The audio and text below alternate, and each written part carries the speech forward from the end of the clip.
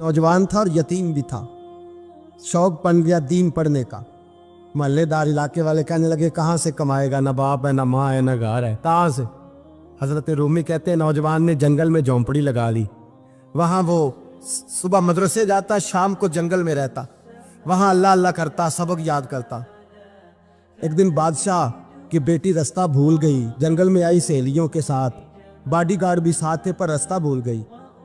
खोती खोती शाम हो गई, ऐसी खोई कि जब रात गहरी हो गई तो आके उस नौजवान के पास रुकी और चिल्लाने लगी। शेर के दहाड़ने की आवाज आती है, भेड़िए के बोलने की आवाज आती है। नौजवान अकेला, सहेलियां बिछड़ गई, गार्ड बिछड़ गए।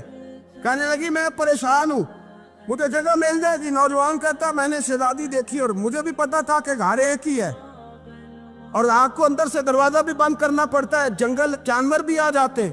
कहते मेरी छोटी सी कुटिया में, झोंपड़ी में वो आई, रो के कहने लगी सहारा कोई नहीं, अगर मैं पीछे निकलूंगी तो भेड़िए खा जाएगा। कहते मैंने उसे जगह दे दी। अकेली औरत, चिराग जल रहा है, सबक याद कर रहा हूँ।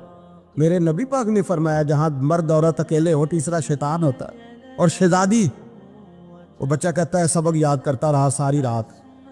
वो बच्ची को कहा सो जा, पर वो कहती है नींद मुझे भी कहाँ आई। ऐसे मौक़ों पर नींद, सारी रात सबक याद करता। थोड़ी थोड़ी देर के बाद चिराग जलता तो उस पर उंगली रखता, हाथ जलता तो पीछे खींचने, फिर दूसरी उंगली रखता, थोड़ी देर के बाद जलता तो खींचने, हाथ सारा जल गया।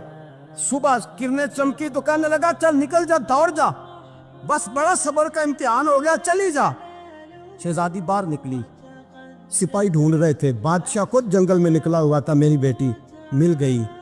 बादशाह तन्हाई में जाके कहने लगा बेटा मैं दुनिया को बताऊंगा कि मेरी बेटी खोई नहीं थी, सिपाही साथ ही थे। ये बड़ा मुश्किल होता है, बेटी तो भूल के भी रात कहीं रह पड़े तो लोग जीने नहीं देते, तो बेटा मुश्किल हो जाएगा मेरे लिए। कहाँ थी? उसने कहा नेक नौजवान के पास। उसने कहा बेटा मैं तो तेरी बात मानूंगा पर दुनिया नहीं मानेगी। अगर उस नौजवान ने किसी को बता दिया कि तू उसके पास थी तो फिर लोग मेरा जीना मुहाल कर देंगे। बेटा मैं मर जाऊंगा, मेरी मजबूरी ये है कि वो कहीं राज ना उगल दे वो नौजवान, उसे कत्ल करना पड़ेगा। औरत ने मिन्नतें की, उस बेटी ने कहा मेरे मौसम को मारोगे, रोई। और वो कहने लगा मैं बादशाह, वो मेरा अपना विकार है, मैं उसको छोड़ नहीं सकता। गिरफ्तार कर लाए सिपाही। वक्त तय हो गया सजा का। अकेले कारकोशरी में रखा गया, जो उसके खास एतबार वाले थे उनकी ड्यूटी लगाई। बादशाह ने बुलाया, पहले बिलम आया। औरत कहने लगी, बेटी कहने लगी एक दफा तो बुलाओ ना, एक सवाल बस पर्दे में रह के पूछना है और फिर जो आपका जी चाहे। मेरे मौसम को मारना तो है, तो मर्जी आपकी।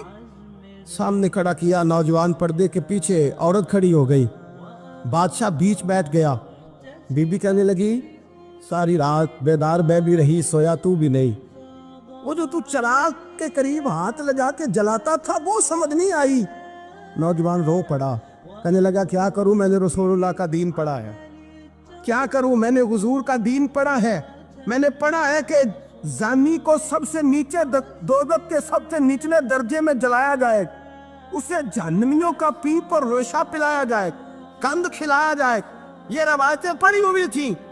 थोड़ी थोड़ी देर के बाद शैतान मुझे कहता था बदकारी